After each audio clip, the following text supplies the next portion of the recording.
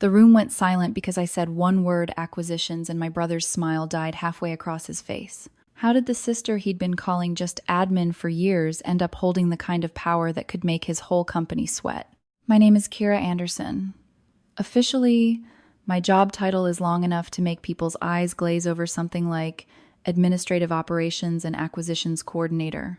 But if I'm being honest, the job is simple. I help keep the company running, and I help evaluate which partnerships are worth our time and which ones aren't.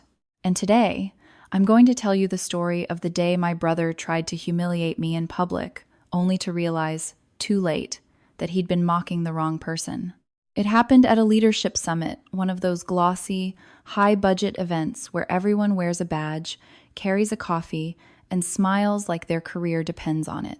Because it does. I was halfway through my coffee when I heard my brother's voice slice through the lobby noise like a blade. "Relax," David told the little circle of people around him, loud enough that half the room could hear. "She's just admin. Fancy badge, same old desk job." A few of them chuckled. Not the kind of laugh that's cruel on purpose, worse, the kind that's lazy, easy.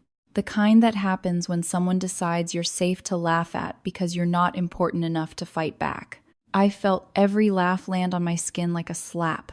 David is 2 years older than me, and if you've ever grown up with a sibling who is treated like the son, you'll understand this immediately.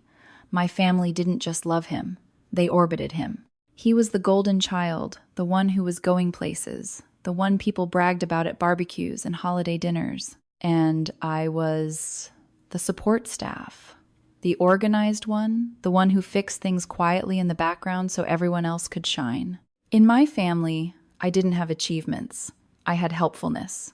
Even now, even after promotions and late nights and years of swallowing small humiliations, David still introduced me the same way, like a joke that never got old to him. Like my entire identity was a label he could slap onto me whenever he wanted to look bigger. I didn't look away this time. Not because it didn't hurt. It did. It still did. But something inside me had started to change lately, like a door that had been stuck for years finally creaking open. I stood there in the middle of the lobby, headset tucked behind one ear, clipboard in my hand, badge hanging from my neck. Behind me, a massive banner stretched across the wall, our company logo printed so large it looked like it owned the building. Staff moved in quiet currents between attendees, adjusting signage, guiding people to breakout rooms, solving problems before anyone noticed they existed. The whole summit ran on invisible labor, and David was standing inside it like he was the main character. He kept going, of course. David always kept going when he had an audience. "She loves this stuff," he said, gesturing toward me like he was showing off a pet trick. "Schedules, color coding, spreadsheets. I mean, hey, somebody's got to print the name tags, right?" More laughter. My throat tightened, but I stayed still. I'd done this dance before. The part where I forced a smile so nobody would accuse me of being sensitive. The part where I made myself smaller so the moment would pass faster. The part where I pretended it didn't matter. But before I could decide how to respond, someone else spoke. Susan. My sister-in-law stepped slightly forward, her coffee held in both hands. Susan isn't loud. She's not the type to throw a scene. But she has this way of watching, people really watching them, like she's picking up details others miss. I'd noticed it over the years, especially when David was in one of his performing moods. Her eyes flicked from my face to my badge, then past me to the massive banner behind me, then back to my face again. A small crease formed between her brows, like she'd just realized there was a puzzle piece missing from the story she'd been told. "So, Kira?" she asked, smiling politely, but with something sharper underneath. "What is it exactly that you do here?" The circle went quiet. That silence felt familiar too, but different. This wasn't the comfortable silence of people ignoring you. This was a silence that demanded you fill it. Like the room expected me to mumble something small, something that fit the version of me David had been selling for years. I could almost hear the script forming in everyone's head. "Oh, I just help out. Oh, I'm just an admin. Oh, nothing important." It would have made David comfortable. It would have made the moment smooth. It would have let everyone keep laughing and move on without discomfort. And for most of my life, I would have done exactly that. because the truth is, I learned early that in my family, peace was the currency, and I was always the one expected to pay. If David needed to feel impressive, I made myself unimpressive. If my parents wanted harmony, I swallowed whatever threatened it. If a joke was made at my expense, I laughed along so nobody would accuse me of making it a big deal.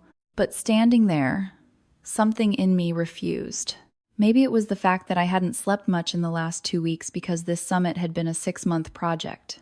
Maybe it was because I'd arrived before sunrise and already solved 5 problems nobody would ever know existed. Maybe it was because I was tired of being invisible in my own life. Or maybe it was simpler than that. Maybe I was just done letting someone else describe me. David gave Susan a charming grin. "Babe, I told you," he said, as if it was adorable she'd forgotten. "She's admin. She loves that stuff. Emails, schedules, all the behind-the-scenes magic. Right, Kira?" He said my name like it was a punchline. His colleagues watched me with mild curiosity, the way people watch a supporting character speak. One of them smirked into his coffee, already amused by whatever I was about to say. And here's the part I need you to understand. I wasn't angry in the explosive, dramatic way people expect in stories like this. I wasn't about to scream or throw my coffee or storm off. That's not who I am. I was calm.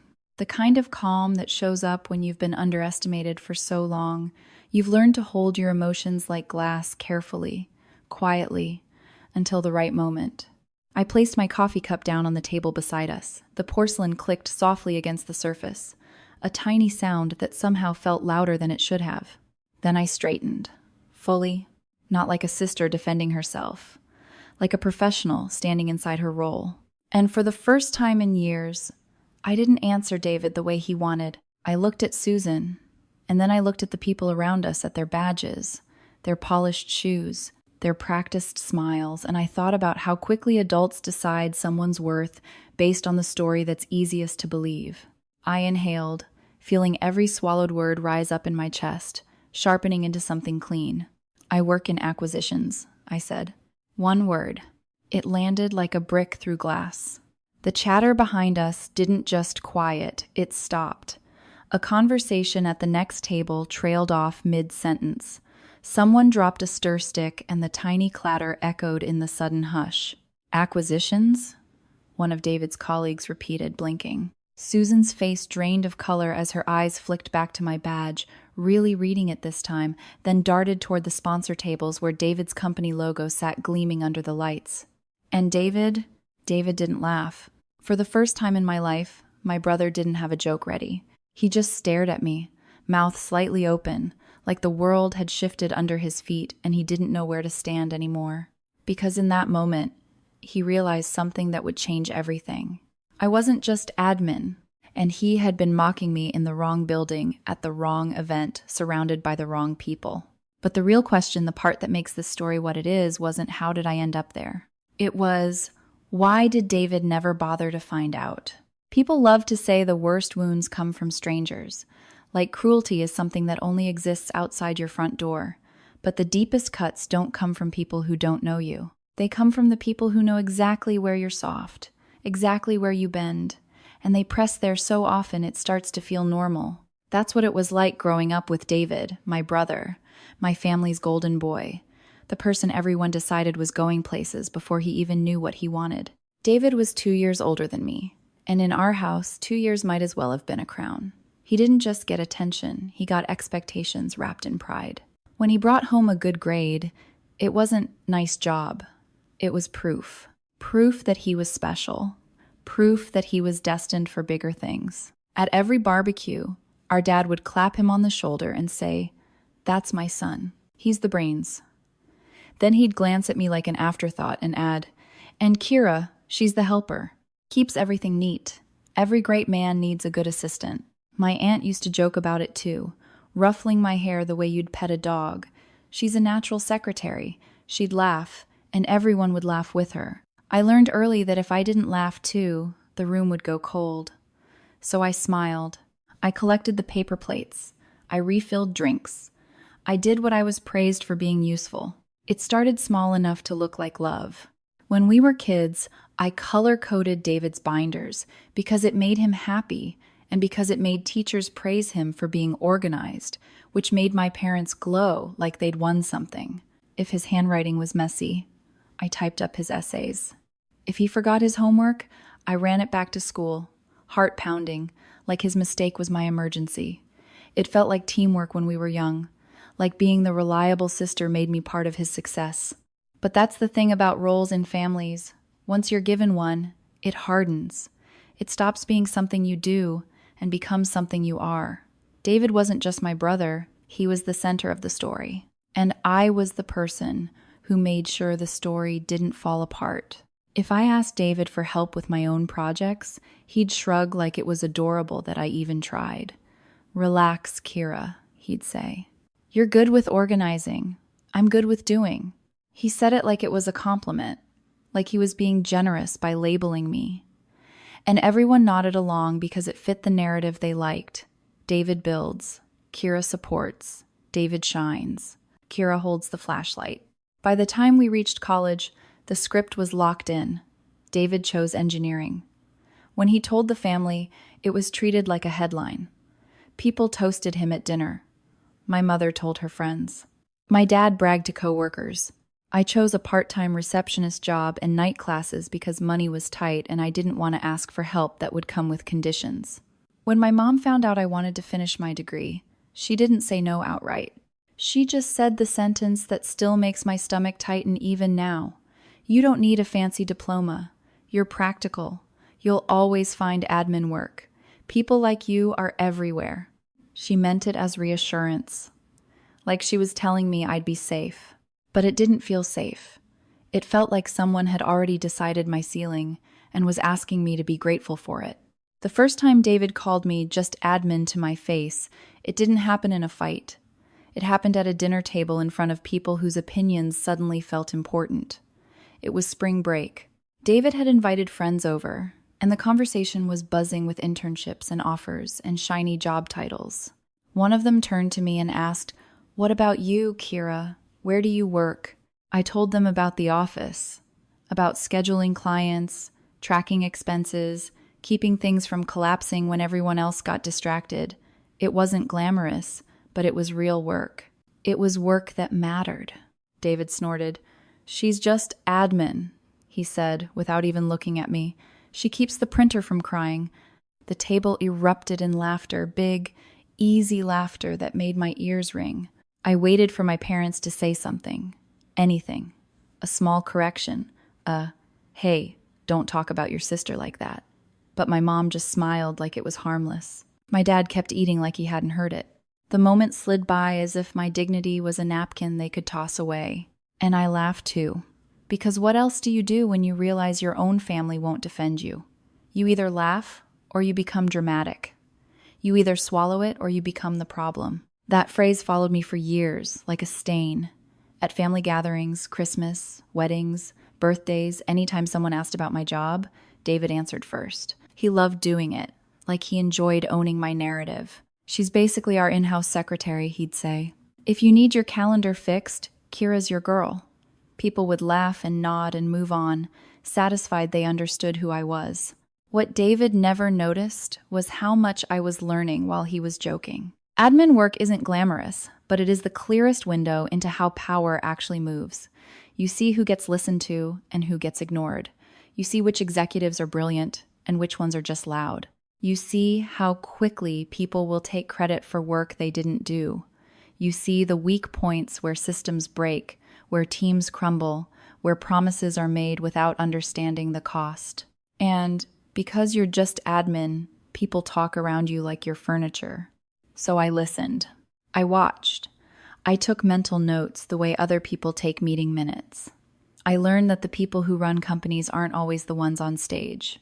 Sometimes they're the ones quietly holding everything together. Sometimes they're the ones who know exactly where every document is buried, where every decision started, where every lie got softened into something polite. I started getting promoted. Slowly at first, then faster, as my managers realized I wasn't just reliable, I was sharp. Administrative assistant became administrative coordinator. Coordinator became operations administrator. Operations administrator became operations manager. Each new title came with more responsibility, more visibility, more trust from people who actually understood what I could do. But at home, nothing changed. At home, I was still the one asked to send the group email about Thanksgiving. Still the one expected to plan birthdays. Still the one who got called when someone needed something organized. And David's jokes didn't stop. If anything, they stung more as I grew, because they weren't just teasing. They were reminders, a constant insistence that no matter what I achieved, in his eyes I would always be beneath him. There were nights I considered correcting them, pulling out my performance bonuses, showing them the internal awards, reading out loud the messages from executives thanking me for saving deals and smoothing crises and catching problems before they exploded. But I didn't. Not because I wasn't proud. Because I'd learned something bitter. Some people don't want the truth. They want the version of you that keeps them comfortable. In my family's version, David was the success story, and I was the helpful footnote. If I changed that, it would force them to look at their own choices, the way they'd invested in him and minimized me, the way they'd laughed when they should have protected.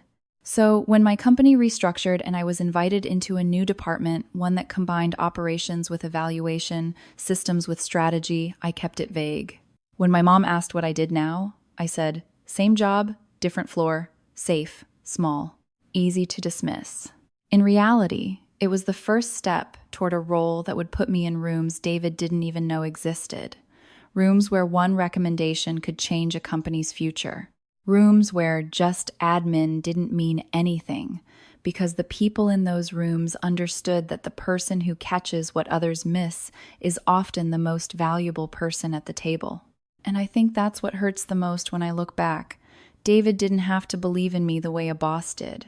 He didn't have to understand my title or my industry jargon. He only had to do one simple thing that cost nothing. He had to ask. He had to look at me and say, what do you actually do now? Not as a joke, not as a performance, as a brother. But he never did. So by the time we reached that summit, by the time he stood in that lobby laughing with his colleagues, calling me just admin, like it was still 2012, I wasn't angry because he didn't know my job title. I was angry because he didn't know me.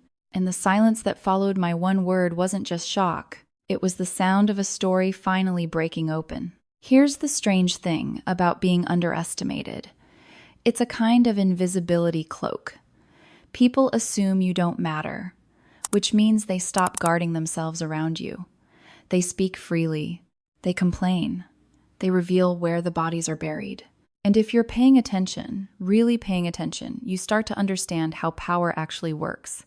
By the time I moved into the acquisition side of operations, I had spent years perfecting the art of quiet observation. I knew who missed deadlines before the deadlines admitted they were late. I knew which executives were secretly drowning and which ones were coasting on charm.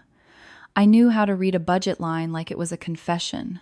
None of those skills sounded impressive at family dinners, but inside a company, they were gold. My official title became something long and forgettable: Administrative Operations and Acquisitions Coordinator. It sounded like I fetched binders and made sure the coffee arrived hot. In reality, I helped determine which companies we trusted with millions of dollars and which ones we walked away from before they swallowed us whole. At first, I did what I always did: built systems, organized due diligence documents, created summaries busy executives could understand in 5 minutes instead of 50. But deal after deal, my managers noticed something else. You see patterns, my director told me one afternoon, dropping a thick folder on my desk. You spot risks early. I need you in the room, not outside it. So I went in the room. I listened to founders pitch dreams polished to a shine. I watched legal teams poke holes in those dreams. I saw how easily excitement could blur into denial if nobody slowed things down. And when I spoke, carefully, backing everything with data, people started nodding. They started asking what I thought before they formed their own opinions. It was terrifying the first time I realized my voice carried weight. I kept waiting for someone to laugh and say, "Relax, Kira, we just need you to take notes." But they didn't. They handed me more files. By the time the leadership summit approached, our department had spent 6 months preparing. The public story was networking, innovation, thought leadership. The private reality was evaluation. We were watching who showed up polished and who showed up prepared, who exaggerated, who dodged, who treated staff like furniture. Information hides everywhere if you know how to collect it. The morning of the summit, I arrived before sunrise. The convention center felt enormous and hollow, like a stage before actors filled it. Cleaning crews rolled carts across marble floors. Technicians murmured into headsets while testing lights. Somewhere nearby, catering had already burned the first batch of coffee, the smell drifting through the hallway like a warning. I swiped my badge at security. The scanner blinked green. "Morning, Miss Anderson," the guard said with a nod. "Big day." "Big day," I replied. I walked the floor, checking breakout rooms, signage, registration systems. I made sure speaker packets were in place, that legal had what they needed, that AV knew which presentations required extra encryption. To most people passing by, I looked exactly like what David thought I was, someone who made events run smoothly. They couldn't see the other layer. They couldn't see the spreadsheet on my tablet, color-coded in ways that would determine which companies got second meetings upstairs and which ones quietly faded after polite handshakes. About an hour in, while I was reviewing sponsor placements, I saw a logo that made my breath hitch. Meridian Systems. My brother's company. The sight of it sent a strange, electric feeling through me, not panic exactly, but recognition colliding with memory. I'd seen that name weeks ago in my review queue. It hadn't meant anything personal then. It had been numbers, performance metrics, delivery timelines, internal notes, a case, a candidate. Now it had a face. David's. I stood there longer than I should have, watching their team unload demo equipment, arrange brochures, tape banners straight. David wasn't with them yet, but his badge sat waiting on the table like a placeholder in the story. I felt something complicated rise in my chest. Not revenge, not satisfaction. Just the awareness that worlds were about to overlap in ways neither of us had prepared for. "Hey," someone said behind me. I turned. Mark, my boss, was holding a tablet, already scanning the day's schedule. "First sessions are locked," he said. "You good?" "Yeah," I answered automatically. His eyes followed mine to the Meridian logo. "That's the company your brother works for, right?" "Yeah." He studied my face, careful, respectful. "You okay covering the floor with them here? We can swap if it's uncomfortable." I thought about years of being reduced to a punchline, about how David never once asked what I did beyond assuming it was small, about how he'd texted me the night before bragging that he'd be at a summit with big dogs only, adding, "You'd be bored. It's all strategy stuff." I almost laughed. "I'm fine," I told Mark. "The work is the work." He nodded. "Good. There's a closed-door session this afternoon with their VP and ours. Your tracking will be important." There it was again, that reminder that I wasn't decoration. I was infrastructure.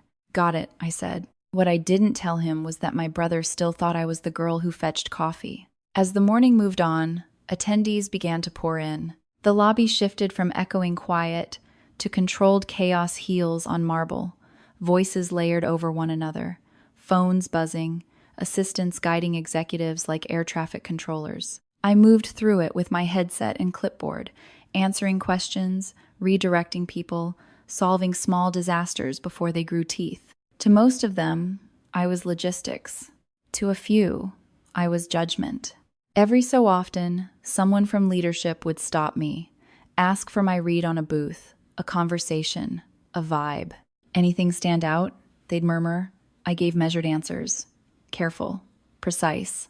I had learned long ago that credibility is built on restraint. Around mid-morning, Mark reappeared, walking beside me as we crossed the floor. "You nervous?" he asked casually. "About what?" I said. "Having your brother in the mix." I considered it. Nervous wasn't the right word. Nervous implied fear of conflict.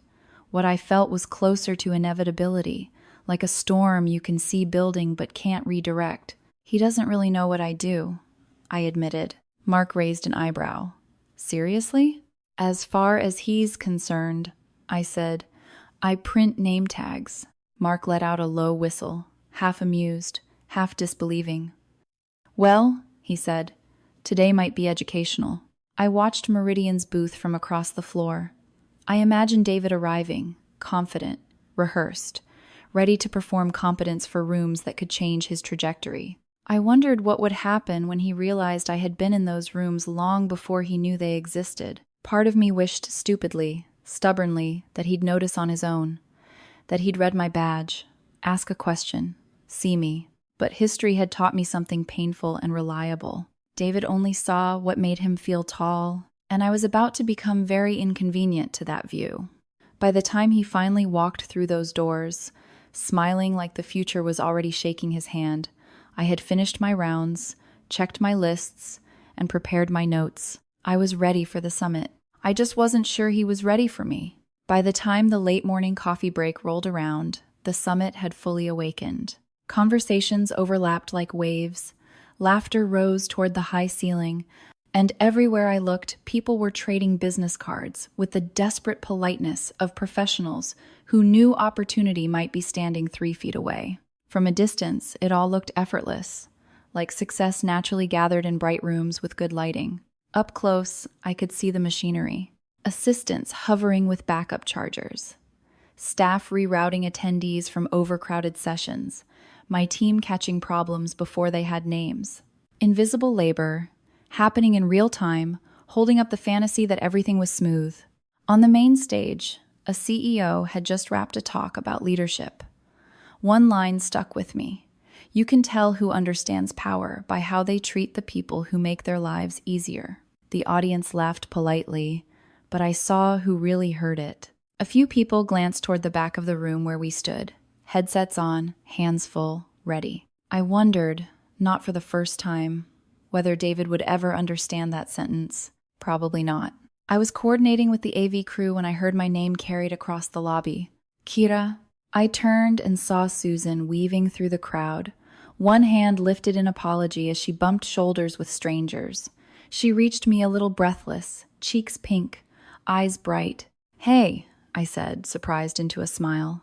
You made it. Of course I did, she laughed. David's been talking about this summit like it's the Super Bowl. I had to see it. She turned in a slow circle, taking in the banners, the sponsor booths, the moving river of people. This is huge. You helped build all this. Me and a lot of other people, I said automatically. She gave me that look again, the one that said she knew I was minimizing. I've seen your spreadsheets, she replied. I'm pretty sure you are a lot of other people. It warmed me and hurt me at the same time, because recognition from her meant something, because it also reminded me how rarely I heard it from anyone else in my family. We talked for a few minutes about safe things, traffic, hotel, coffee, whether my parents were still arguing about the Christmas menu even though it was months away. I relaxed, just a little. With Susan, conversations didn't feel like traps. Then David arrived. He slipped into the space beside her like he was stepping onto a stage, draping an arm around her shoulders, already smiling for an invisible camera. There you are, he said to her, before his eyes flicked toward me. Hey, little sis. He looked me up and down, taking in the headset, the clipboard. Busy running the printer? The old line. Delivered with muscle memory. Something like that, I replied. Susan went still beside him. I felt it more than saw it, the way she sensed the shift in me, the way she realized this wasn't playful anymore. But David didn't notice. He was already pivoting outward as a few of his coworkers approached, eager, energized, high on the atmosphere. Introductions began. Names, titles, achievements tossed into the air like confetti. At some point, someone asked, "Wait, is this your sister? Didn't you say she works here?" David beamed, delighted by the setup. "Yeah," he said. "She's one of the admin people. You know, the ones who make sure there's coffee and chairs and name tags. She loves it." They laughed. Not viciously, not maliciously, just easily, like it was safe to. I felt the familiar heat crawl up my throat, the old instinct to shrink so the moment would end faster. I knew exactly how this scene usually played out. I would smile, I would wave it off. I would become harmless again. But something inside me had been stacking for years, layer over layer, like files in a cabinet nobody realized was getting full, and I was done pretending it was empty. A man with a Meridian badge looked at me curiously. "So, do you get to sit in any of the big kid meetings today?" he asked, "or mostly logistics?" I smiled faintly. "Depends what you mean by big kid." He laughed, assuming I was joking. David clapped his hands together. "We should let her get back to her admin magic," he said. "If we distract her, the pens might stop refilling themselves." Another round of chuckles. Susan didn't laugh. She was watching my face, studying it like she was waiting for me to decide something. Over the speaker system, an announcement floated through the air. The next session would begin in 10 minutes. People started to drift toward the main hall, gathering their things, adjusting jackets, finishing pastries. David nudged Susan. "Come on," he said. "Let's grab seats near the front." Got to look important, right? But she didn't move. Instead, she turned toward me fully. "Kira," she said, slower now, more careful. "I've been meaning to ask you something." The noise around us seemed to lower, like the world was leaning closer. "You've sounded different lately," she continued. "Your emails about the summit didn't read like you were ordering catering. So, what is it you actually do here?" David laughed softly. "Babe, I told you. She's admin. She likes being behind the scenes. Right, Kira?" He wanted me to nod, to complete the picture he'd already drawn. For a heartbeat, I almost did. Old habits are powerful. They promise safety. They promise love in exchange for your silence. But I looked at Susan, at the openness in her face, at the honest curiosity, and I realized something. If I let David answer for me again, I was choosing my cage. So I set my coffee down. The small ceramic click against the table felt louder than it should have. I straightened, not dramatically, not angrily, just fully, like I was finally standing at my real height. I looked at Susan first, then at the others, then, finally, at my brother. "I work in acquisitions," I said. One word. It moved through the group like a change in air pressure. The laughter died. A conversation behind us cut off mid-sentence. Someone nearby dropped a plastic lid, and it cracked against the floor, absurdly loud in the quiet. "Acquisitions?" someone repeated. I nodded. "Administrative operations and acquisitions," I clarified. "I help evaluate which companies we partner with, invest in." I paused just long enough, or don't. Understanding travels fast when money is involved. I watched it reach Susan first. Her eyes darted to my badge, then to the Meridian logo glowing on the sponsor booth across the lobby. I could almost see the math happening behind her face. "Oh," she whispered. One of David's co-workers shifted his weight. "Wait," he said carefully. "You mean you're part of the group reviewing us?" "I'm part of the team making recommendations," I replied evenly. "Final calls sit higher. But yes, my analysis is included." The air thickened. I finally looked at David. He wasn't smiling anymore. His mouth was slightly open, like the joke he'd been about to make had died on the way out. His eyes searched my face for exaggeration, for irony, for anything that would shrink this back down into something he could manage. He found none. "You're kidding," he said. I shook my head. And in that moment, for the first time in our lives, he saw me without the costume he'd given me. Not the helper, not the little sister, not the punchline. A professional whose opinion carried consequences. The announcement for the next session chimed again, brighter this time, impatient. People began moving, grateful for an excuse to escape the tension. Susan touched his arm. "David," she murmured, "we should go." But he didn't move right away. He kept staring at me like I had rearranged gravity. And maybe I had. For a few seconds after I said it, nobody moved. It was strange how quickly a crowd could become a photograph, faces fixed, smiles stalled halfway, coffee cups hovering in midair like gravity had paused to watch what would happen next. The summit noise continued everywhere else, but inside our little circle, the sound had been vacuumed out. I work in acquisitions. I could still hear the echo of it in my own head. Not loud, not dramatic, Just true. Susan's hand was still resting lightly on David's arm, but now it looked like she was holding on to him for balance. Her eyes kept traveling between my badge and the Meridian logo across the lobby, like she was checking the answer twice and still hoping it would change. One of David's coworkers let out an awkward half-laugh. So you're, what, like part of the approval chain? I'm part of the recommendation process, I said, calm, professional, the voice I used in meetings. My team reviews performance, risk, sustainability. We flag what leadership should pay attention to. The man nodded slowly, and I could see it landing. Recommendation meant influence. Influence meant stakes. David finally blinked, like someone surfacing from underwater. Hold on, he said. You're telling me you are evaluating us? I met his eyes. I've been tracking your company's metrics for months. There was no malice in my voice. I didn't need it. Facts are sharp enough on their own. He looked around at the people he'd been joking with minutes ago, searching for someone to smirk, someone to roll their eyes and restore the version of reality where I was harmless. Nobody helped him. They were all recalculating now, quietly repositioning themselves in relation to me. That's the thing about power. People recognize it fast once it's visible. Susan swallowed. You never said, she whispered. I almost smiled at that. No one ever asked.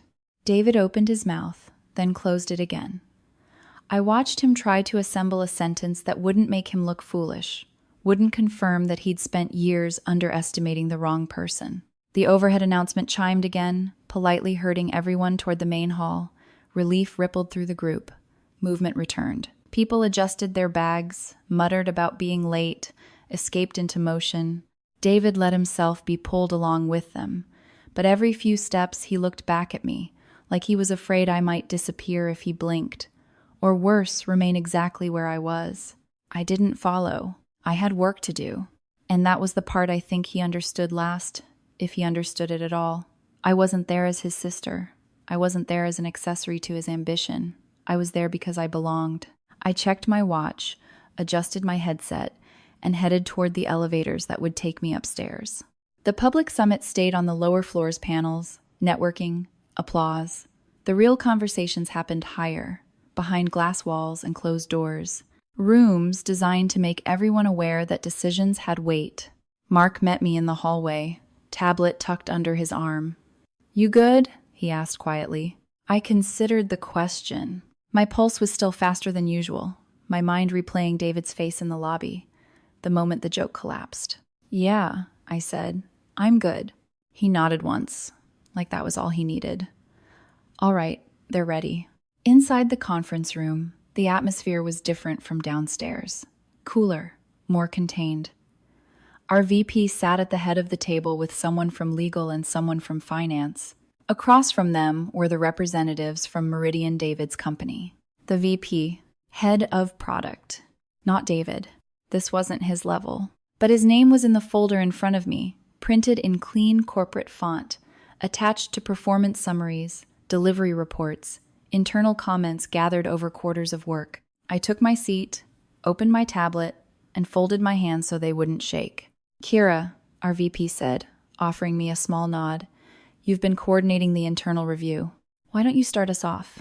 There are moments in life when you expect triumph, drama, some cinematic swell of vindication.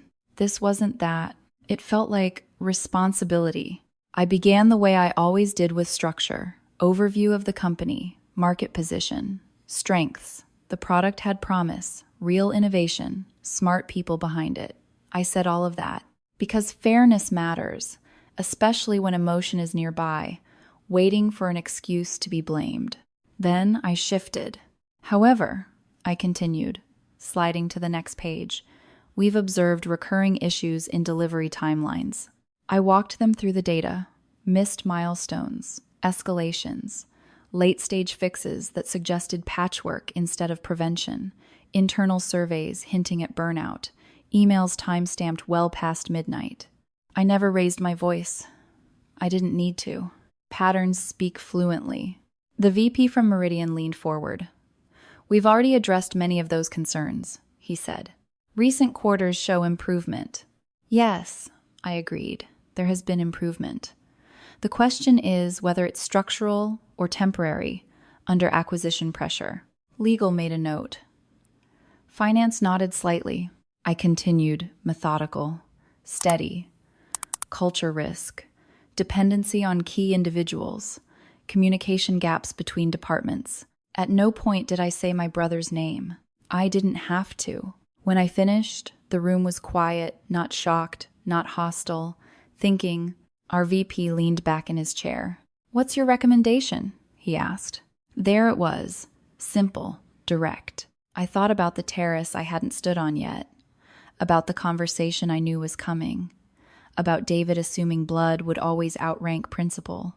"My recommendation," I said carefully, "is that if we move forward, it should be under strict conditions and phased commitments." I paused, feeling the weight of the alternative. "Otherwise," I added, "we should consider whether this is the right fit at all." The Meridian VP shifted in his seat, discomfort flickering across his face. "I'm not sure an operations coordinator has the full strategic picture," he began. Before I could respond, our VP did. "We don't put anyone in this room unless we trust their judgment," he said evenly. "Kira's assessments have been critical in our last several deals." Heat rose in my cheeks, but I kept my expression neutral. Validation feels different when it comes from people who understand the work. The rest of the meeting moved forward, questions, clarifications, promises of documentation. Professional, controlled. Nobody lost their temper. Nobody accused me of betrayal. But as we stood to leave, I knew something fundamental had shifted. Not just for Meridian, for me. Mark caught up with me in the hallway. "You handled that well," he said. "Clear, balanced." "Thanks," I replied. "Can you send me your final written recommendation tonight?" he asked. "Leadership wants to reconvene next week." "I will," I said. My phone buzzed in my hand. A message from David. "We need to talk. Now." I stared at it, the words glowing on the screen. For years, he had spoken about me. Now he wanted to speak to me. I slipped the phone into my pocket and headed toward the stairwell. I had a feeling I knew exactly what he was going to ask. And for the first time in my life, I also knew my answer. I knew where he would be. David had never liked scenes unless he controlled them, and right now the ground under him had shifted too much for an audience. There was a small terrace off the 3rd floor, a quiet strip of outdoor space most attendees didn't even notice, tucked behind a hallway of meeting rooms. People went there to take calls, to breathe, to recover their composure. If David wanted me, that's where he'd go. I took the stairs instead of the elevator, partly because I needed the extra seconds, partly because my pulse was still too loud in my ears and I wanted it to settle into something steadier before I faced him. With each step, the moment in the lobby replayed the silence, the look on his face, the way certainty had drained out of him so fast it was almost frightening. I didn't feel victorious. I felt inevitable, like two storylines that had been running side by side for years had finally crossed. When I pushed open the terrace door, the wind caught it and nearly pulled it from my hand. David was there, pacing near the railing, phone gripped tight, jaw clenched so hard I could see the muscle jumping from across the space. The skyline behind him looked unreal, glass and steel, bright and indifferent. He turned the second he heard me. "So it's true," he said. "No hello, no preamble, just accusation, raw and immediate." I let the door swing shut behind me. "What part?" I asked. "That you're in the room," he snapped. "That you're one of the people deciding whether we get the deal." "I'm one of the people making recommendations," I corrected.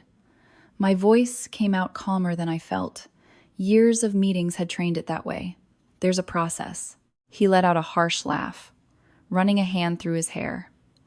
"Unbelievable. You let me walk in there blind." I blinked. "Blind to what?" "To you," he said, like it should have been obvious. "You could have told me." I stared at him, and for a moment I genuinely didn't understand what he meant. "Told you what, David? What my job is?" "You never asked." His mouth opened, closed, opened again. "That's not the point." "It is, actually," I said, something sharper creeping into my tone. "You've been telling people for years that I print name tags. Why would you suddenly want a detailed org chart? He flinched, just slightly, but he pushed forward anyway. You embarrassed me down there. I let the wind fill the pause between us. I answered a question, I said. You were the one who made it a joke. He threw up his hands. It was a joke.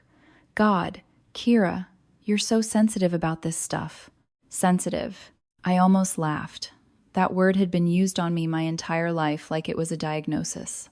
As if the problem wasn't what was said, but that I had feelings about it. Tell me how it was funny, I said quietly.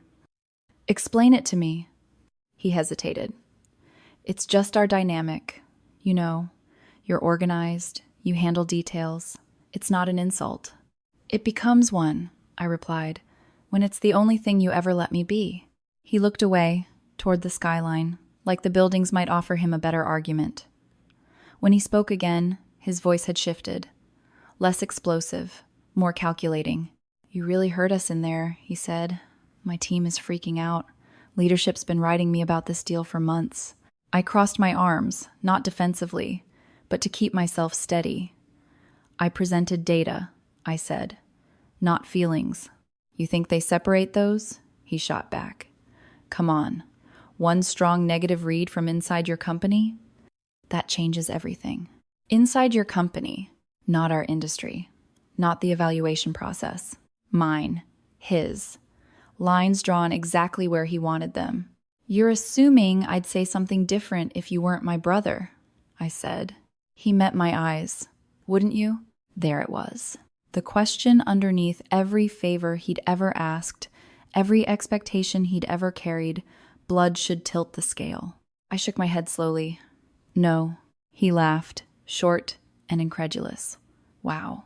I looked at the same reports I would look at for anyone else, I continued.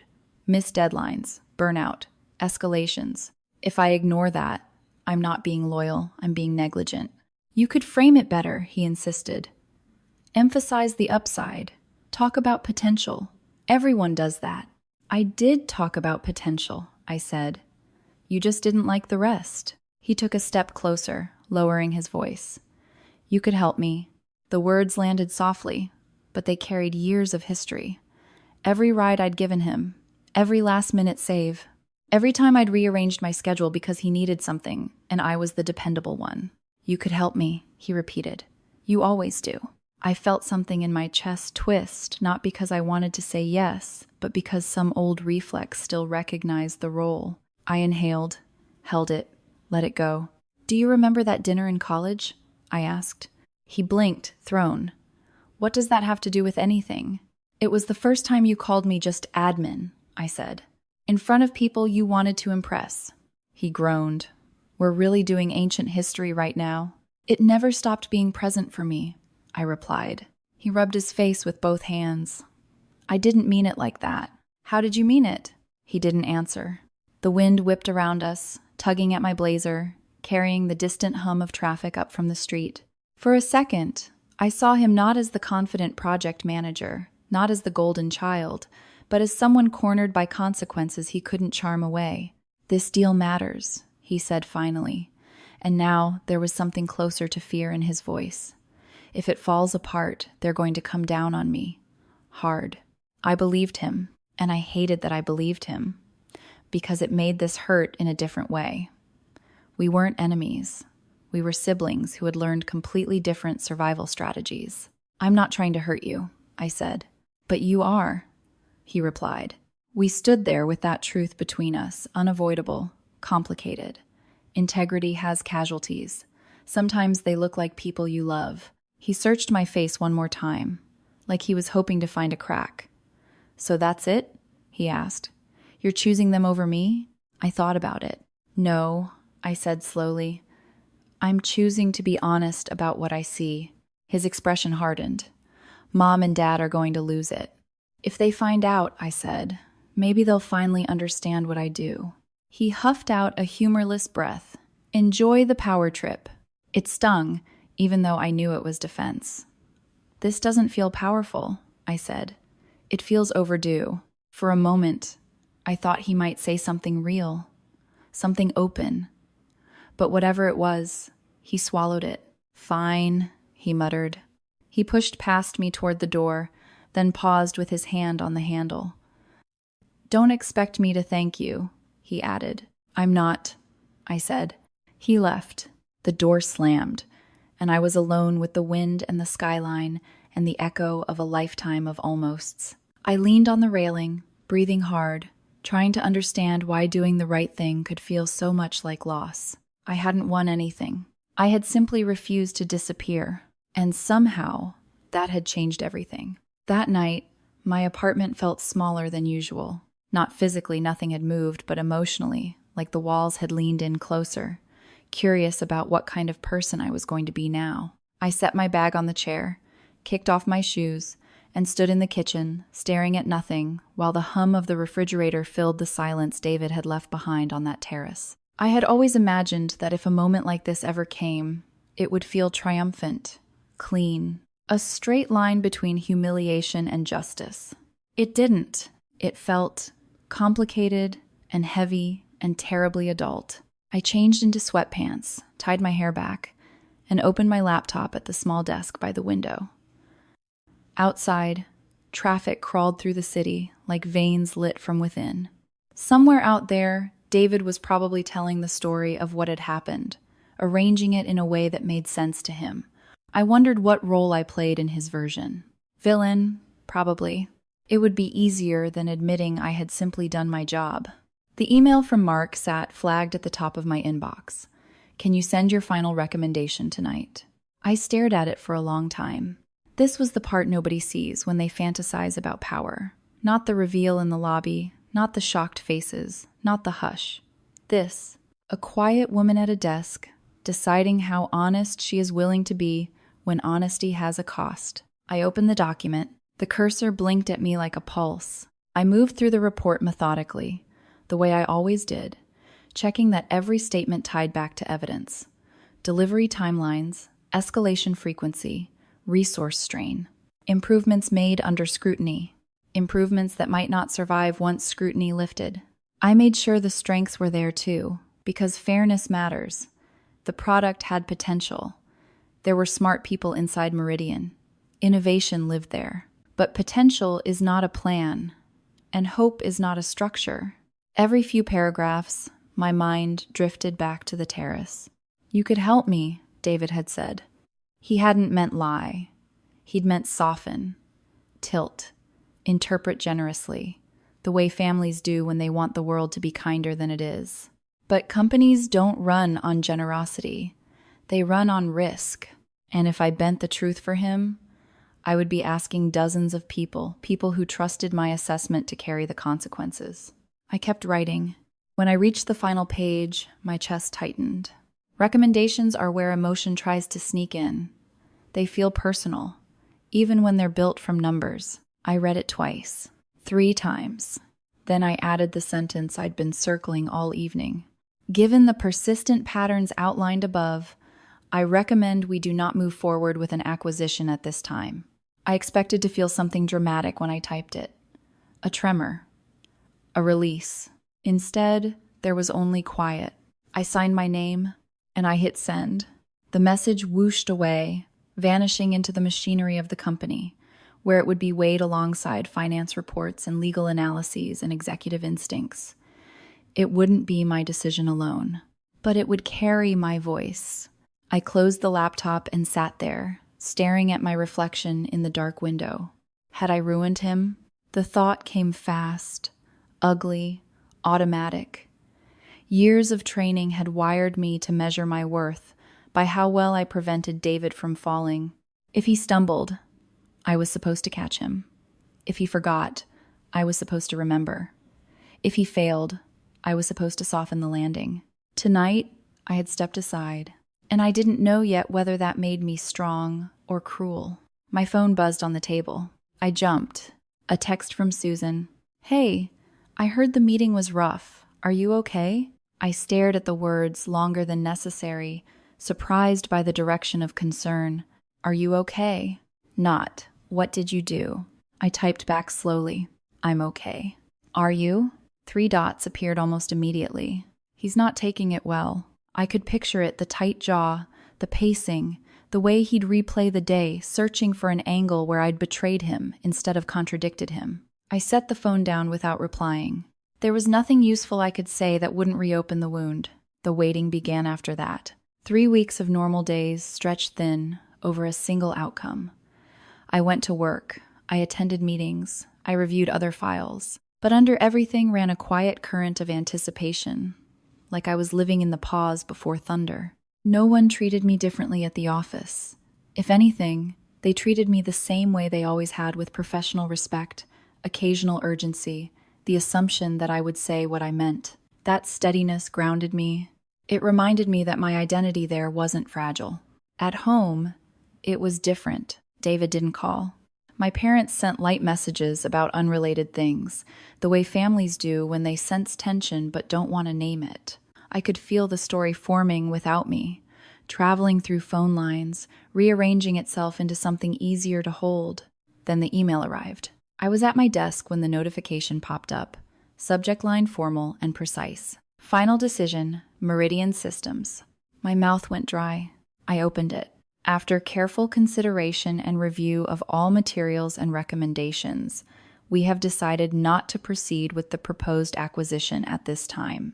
I read it twice, then a third time, just to make sure the words didn't shift. They didn't.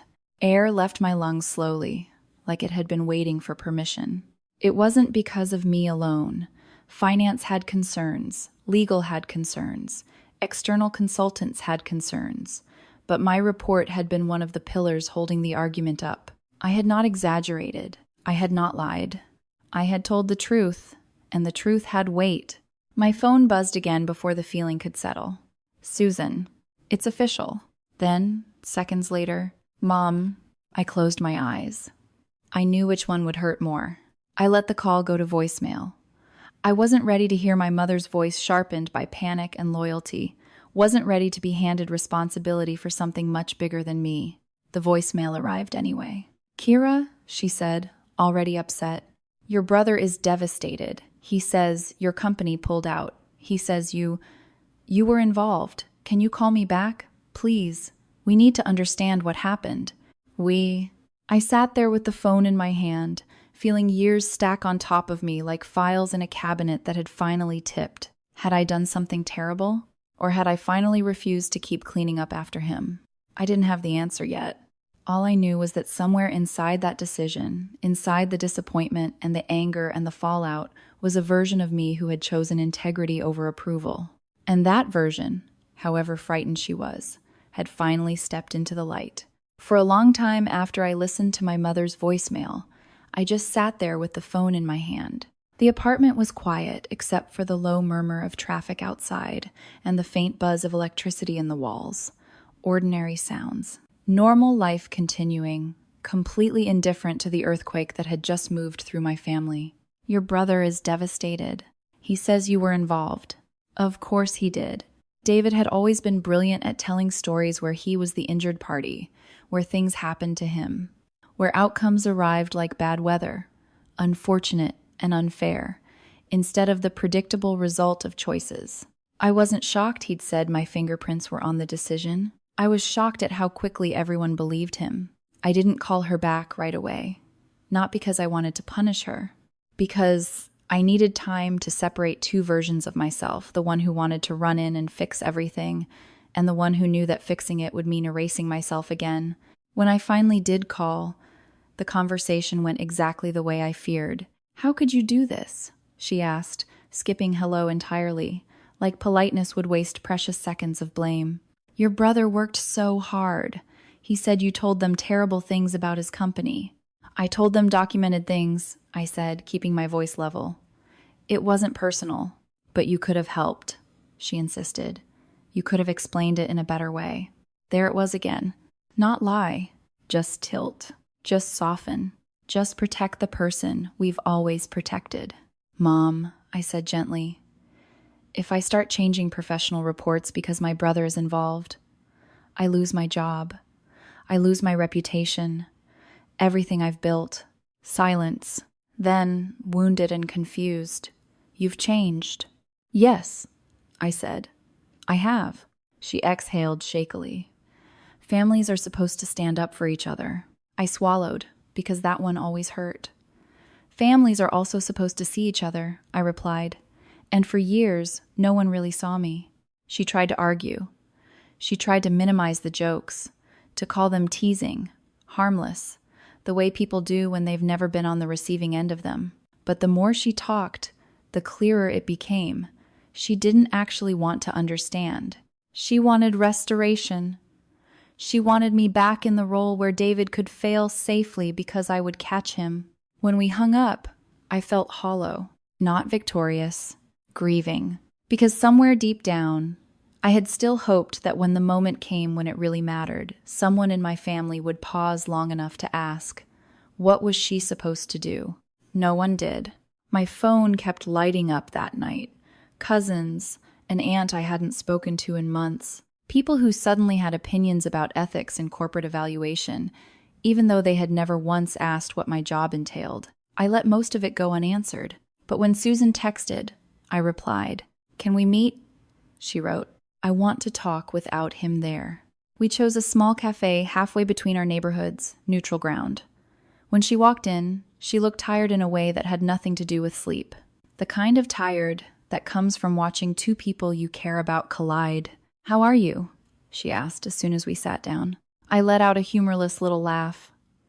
"Depends who you ask. I think I've officially been promoted to family villain." She shook her head. "I don't think you're a villain. David does. David thinks anyone who doesn't rescue him is betraying him," she said quietly. That surprised me.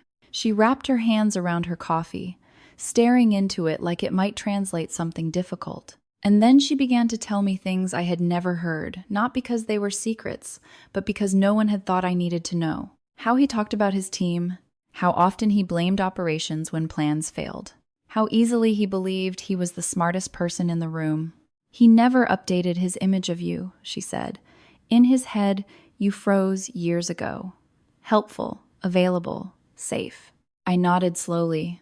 That hurt, but it also clarified something that had confused me for a long time. It wasn't that David rejected who I had become. It was that he never bothered to look. "They pulled him off the flagship project," she continued.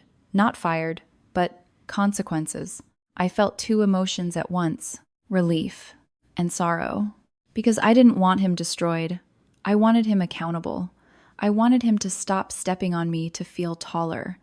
There's a difference, but it's hard to explain to people who are falling. "I don't hate him," I said. "I know," she replied. She reached across the table and squeezed my hand. "When you said acquisitions in that lobby," she added, I felt something snap. Not in anger, in understanding. I realized how easy it was to believe the version of you he handed me. My throat tightened. "Thank you," I whispered. We talked about boundaries after that, about therapy, about how strange it is to mourn a family that's still alive but may never meet you where you are. She told me she didn't know what would happen between her and David. I told her I didn't know what would happen between me and any of them. But for the first time, I didn't feel crazy. I felt seen. Months passed. The group chats continued without me most of the time. Invitations grew less frequent, then careful, then rare. Every now and then my mother would send a message, "We miss you. When will you let this go?" She never asked what I needed to come back. So I stopped waiting for permission. I poured myself into work, but differently now. Not as the girl desperate to prove she deserved to be in the room. I was already in the room. Instead, I focused on growth. I mentored younger admins, teaching them how proximity to power could become power if they learned to read it. I practiced saying no. I stopped volunteering to fix messes that weren't mine. And sometimes, late at night, I replayed the lobby, the hush, David's face. The realization moving through the crowd like electricity. For years, I had thought power meant making other people smaller. I was wrong. Power was standing at my full height and letting the truth exist, even when it was inconvenient. Did it fix my family? No. There was no dramatic reunion, no tearful apology dinner where everyone finally understood. Life is rarely that generous, but something changed in me that day, and it has never changed back. The next time someone asked what I did for a living, and a relative opened their mouth to answer for me. I smiled, and I answered first. I work in acquisitions, I said. I help decide which companies are right for us. Then I held their gaze, not daring them to challenge it, just inviting them, finally, to see me. And whether they could or not, that part was no longer my responsibility.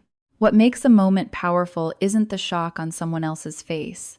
It's the shift inside the person who finally stops apologizing for existing.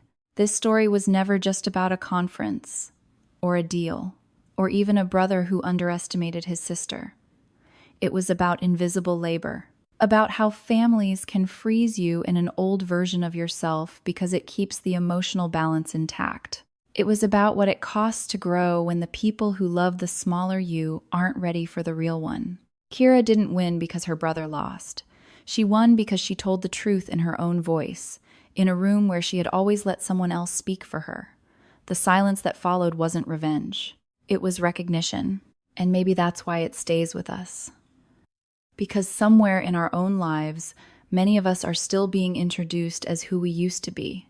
If this story felt familiar, if it reminded you of the weight of being misunderstood, then you're exactly why this channel exists.